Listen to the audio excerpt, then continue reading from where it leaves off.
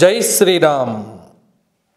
జయ హనుమాన జ్ఞాన గుణ సాగర, జయ కపీశతి హులోక ఉజాగర, రామదూత అతులిత బలధామ, అంజని పుత్ర పవన సుతనామ, శంకర సువన కేసరీ నందన, తేజ ప్రతాప మహాజగవందన. హనుమాన్ చాలీసా వింటూ ఉంటే చాలు ఉత్సాహం అనేటువంటిది పొంగి పొరలుతుంది. ఆ ఉత్సాహంతోనే ఇప్పుడు మీ ముందు ఒక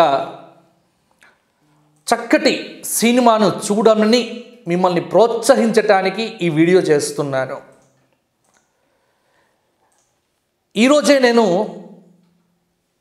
హనుమాన్ సినిమా చూశాను. సంధ్య 70mm థియేటర్లో హైదరాబాదులో ప్రత్యేకంగా చూడటం జరిగింది. అమోఘం అంటే ఒక్క మాటలో చెప్పాలి అంటే అద్భుతం. సాధారణంగా సినిమా అంతా అయిపోయిన తర్వాత ఇంటికి వచ్చేటప్పుడు ఒక సినిమా హాల్ నుంచి బయటికి వస్తున్నట్టుగా లేదు. ఒక ఆధ్యాత్మిక సభలోనో లేకపోతే ఒక పెద్ద విశాలమైనటువంటి ఆధ్యాత్మిక కార్యక్రమంలో పాల్గొని అనేక నినాదాలు చేస్తూ భక్తితో పూనకాలు, ముఖ్యంగా పూనకాలంటే ఏదో 60-70 సంవత్సరాల వాళ్ళు పూనకాలతో ఊగిపోతే దానిలో ఆశ్చర్యం లేదు. కానీ నవ యువకులందరూ కూడా జై శ్రీరామ్ జయ హనుమాన్ అనేటువంటి నినాదాలు చేస్తూ దాదాపు సినిమా అయిపోయిన 15 నిమిషాలు ఇదే నామ మంత్ర జపంలో ముగ్ధులైపోయారు. అక్కడ నాకు ఆనంద బాష్పాలు వచ్చాయి. నాకు కావలసింది ఇదే. యువత అంతా సచిన్ టెండూల్కర్ క్రికెట్లో పరుగులు ఎక్కువ చేశాడనో లేకపోతే ఇంకేదో చేశారనో ఇంకేదో కాదు, జై శ్రీరామ్ నినాదాలతో యువతరం అంతా ఊగిపోవాలి. అది ఈరోజు నాకు కనిపించింది. అందుకే చాలా గొప్ప ప్రయత్నం ప్రశాంత్ వర్మ యువ దర్శకుడు చేసిన ప్రయత్నం హనుమాన్. నాకు చాలా సందర్భాల్లో అనిపించేది, ఎందుకంటే అప్పుడప్పుడు సమయం దొరికినప్పుడు మా పిల్లలు ఈ ఇంగ్లీష్ మార్వెల్ సినిమాలు ఉంటాయి, అంటే సూపర్ హీరోస్ సినిమాలు. ఈ ప్రపంచానికి ఆపద వచ్చినప్పుడు వీళ్ళు సూపర్ పవర్స్తో ఈ భూమిని ఎలా కాపాడుకుంటారు ఇతర రాక్షసుల నుంచి అనేటువంటి దాన్ని కొంత ఫిక్షన్తో చాలా విచిత్రంగా తీసేటువంటిది. ఇక్కడ మనకు ఫిక్షన్ అవసరం లేదు. భారతీయ ఆధ్యాత్మికతకు ఫిక్షన్ అనేటువంటిది అవసరం లేదు మనకు. ఎందుకంటే మనకు సజీవమైనటువంటి పాత్రలు. అటువంటి పాత్ర అంటే ఇవాళ ఎంతమంది super man, bat man, spider man, ఈ మ్యాను ఆ మ్యాన్ కాదు, అసలు వీళ్ళందరికంటే ముందే ఉన్నాడు హనుమాన్. ఆ చిన్న లైన్ తీసుకొని ఒక తెలుగు దర్శకుడు, ఒక యువ దర్శకుడు చేసినటువంటి అద్భుత ప్రయత్నం సినిమాటిక్గా చాలా క్రియేటివిటీ చూపించాడు. అంటే ఎక్కడ కూడా ఇది కల్పితమైనటువంటి ఒక కథ, ఇది ఏదో పురాణాలకు సంబంధించినటువంటి కథ కాదు, ఏదో రామాయణ భారత భాగవతాల్లోంచి పట్టుకున్నటువంటి కథ కాదు. కాబట్టి అక్కడ అసలు ఆ దృక్కోణంతో చూడొద్దు. ఒక ఫిక్షన్, ఆ ఫిక్షన్లో ఒక సజీవమైనటువంటి నిదర్శనం ఏమిటి అంటే పురాణం చెప్తున్నటువంటిది హనుమంతుడు ఇప్పటికీ ఉన్నాడు. ఈ రోజుకు హనుమంతుడు ఉన్నాడు, విభీషణుడు ఉన్నాడు, సప్త చిరంజీవులు అంటారు వీరిని. ఆ సప్త చిరంజీవుల్లో 2 పాత్రలు తీసుకొని విభీషణుడు, హనుమంతుడు ఈ 2024లో ఈ వర్తమాన సంవత్సరంలో ఒక వ్యక్తికి హనుమంతుడు పూనితే ఎలా ఉంటుంది, హనుమత్ శక్తి లభిస్తే ఎలా ఉంటుంది. నిజమే, బుద్ధిర్బలం యశో ధైర్యం నిర్భయత్వం అరోగత అజాడ్యం వాక్పటుత్వంచ హనుమత్ స్మరణాత్ భవేత్ అని మన పెద్దలు ఊరికే చెప్పలే. ఇది ధ్యాన శ్లోకం. ఒక్క హనుమంతుణ్ణి పట్టుకుంటే ఇన్ని కలుగుతాయి.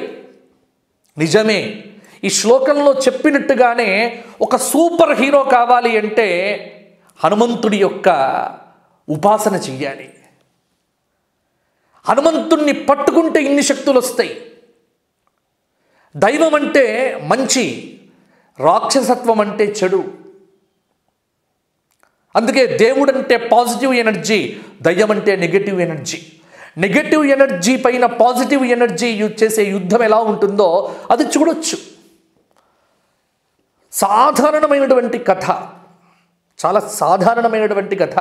ఒక పల్లెటూరులో ఉండేటువంటి ఒక యువకుడికి అంజనాద్రి అని దానికి పేరు పెట్టి, దానికంటే ముందుగా ఒక చిన్న ఒకటే లైన్ తీసుకున్నాడు దర్శకుడు. ఆంజనేయ స్వామి వారు సూర్యమండలం పైకి వెళ్తున్నప్పుడు ఆ హనుమంతుడికి నుంచి వచ్చినటువంటి ఒక రుధిరం అనేటువంటి ఒక రక్తపు బొట్టు అది ముత్యపు చిప్పలో పడి పాతాళంలో ఒక నీటిలో సముద్రంలో పడ్డట్టుగా నీళ్ళల్లో ఒక నిక్షిప్తమై ఉన్నటువంటి ఒక దాని పేరు రుధిరమణి. ఆ రుధిరమణి అనేటువంటిది ఒక బక్క చిక్కనైనటువంటి ఒక బక్క చిక్కిన ఒక సాధారణమైనటువంటి ఒక భయం కలిగినటువంటి బలం లేనటువంటి నిస్సత్తువ కలిగినటువంటి ఒక యువకుడికి ఆ మణి దొరికితే ఆ హనుమంతుడి యొక్క ఆ మణి ఎలా పని చేయించింది అనేటువంటి దాన్ని తీసుకొని అద్భుతంగా కథ అల్లుకున్నాడు. Hats off.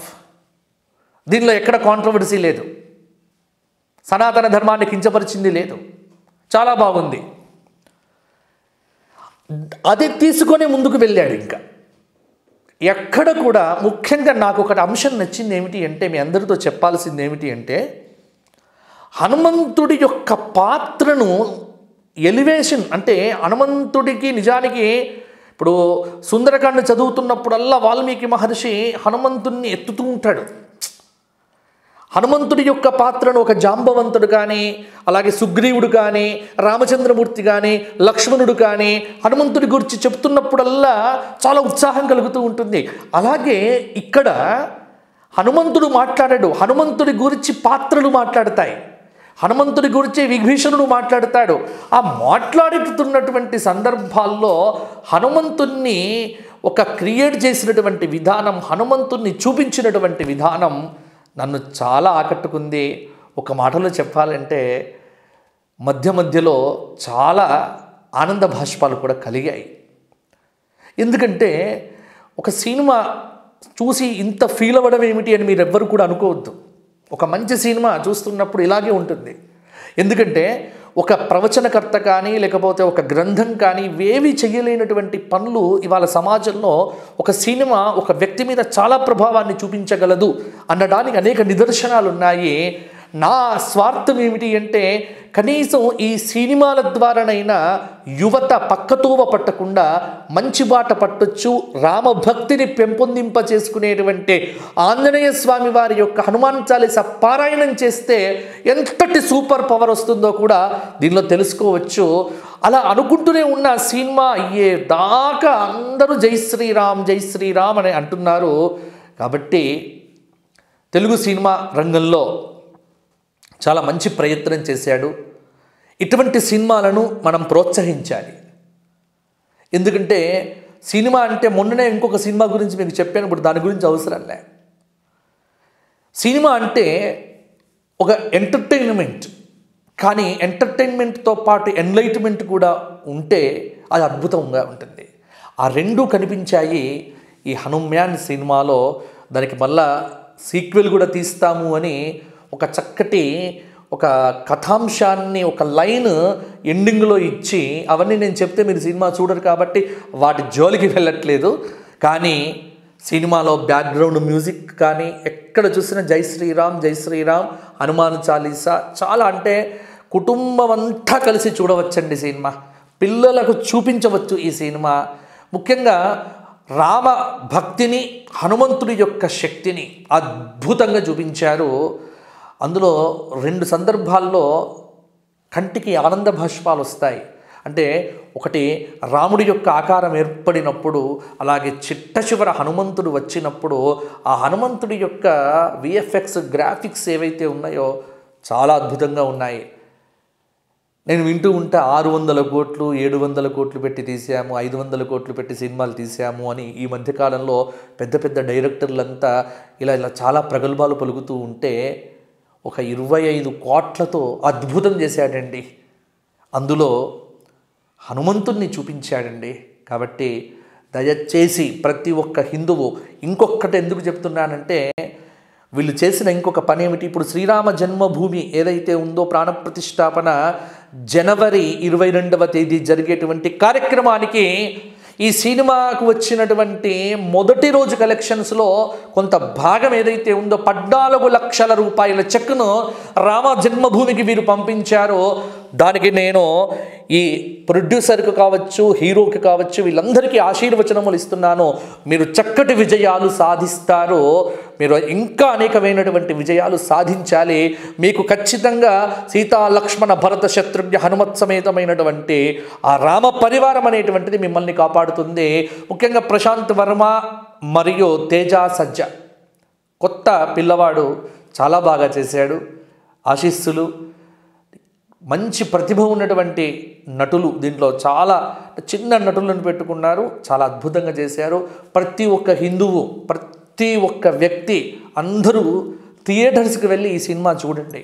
తద్వారా మన పురాణాల మీద, మన పురాణ పాత్రల మీద ఇటువంటి ఒక మంచి పాజిటివ్ ఎనర్జీని తీసుకువచ్చేటువంటి, పాజిటివ్ అంశాలను చూపించేటువంటి ఒక చక్కటి సినిమాలు మరిన్ని వస్తే ఇది ధర్మానికి కొంత బలోపేతం అనేటువంటిది కూడా అవుతుంది. తద్వారా యువతలో మార్పు అయితే వస్తుంది. కాబట్టి ఈ మార్పు కోసమైనా యువత చూడండి, హనుమాన్ చాలీసా పారాయణం ఖచ్చితంగా చేస్తారు ఇక్కడి నుంచి అయినా. ఎందుకంటే నేను థియేటర్లో చూశాను, చాలామంది హనుమాన్ చాలీసా పారాయణం చేస్తూ బయటకు వచ్చారు. అది చాలా ఆనందంగా ఉంది.